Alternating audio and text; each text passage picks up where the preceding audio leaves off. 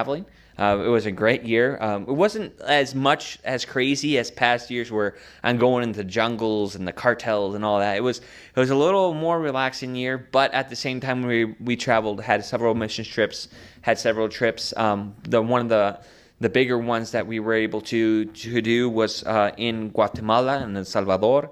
It was really cool to be there. And I know here in the United States, it's not, and even in Mexico, it's like you can't go to a public school and preach the gospel. I mean, it's sad that, they've banned this book from schools. But in Guatemala, they allowed us to go into the classrooms. They brought the kids out of the classrooms into open area. We were able to give them the gospel. We were able to teach them kids little songs, singing about heaven, and that's something that we don't get to experience here in the United States. But it was a blessing to do with that there in Guatemala, and so we had a great time there in Guatemala. We were in Guatemala. We were in El Salvador. We had different evangelistic campaigns and meetings. It was a tremendous blessing.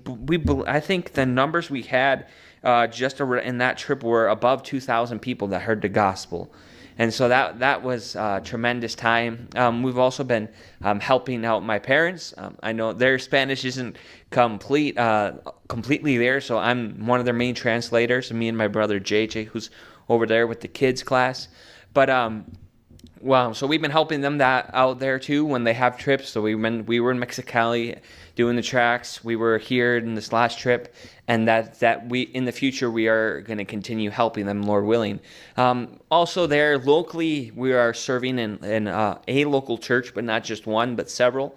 I was in soul winning and hospital ministries, all sorts of stuff. Filling in for pastors too.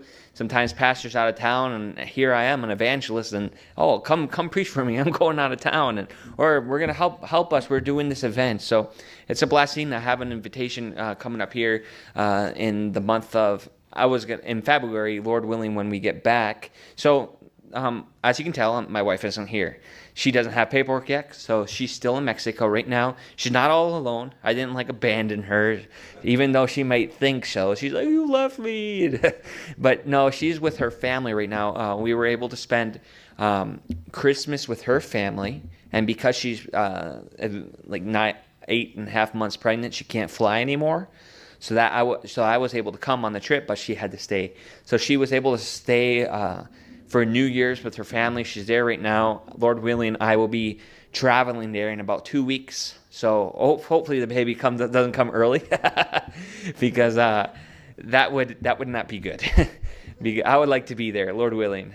So that is our future plans. So one of the main prayer requests right now would be for my wife's pregnancy, and then for my wife's paperwork, so that we can come back to the States, do a formal deputation, and then go back to the missions field. So please pray for us that God will continue to guide and provide. And I wanted to thank you guys so much for your prayers and for your giving. It is a blessing. I don't have much support. I haven't gone and visited many churches and be like, "Oh yeah, I'm serving in Mexico," because that's where I'm already at the field. I'm there. I haven't had a chance to come to the United States and visit churches and, "Hey, we need support." No, but I appreciate so much your prayers and your giving, and I wanted to thank you also, and Pastor's wife.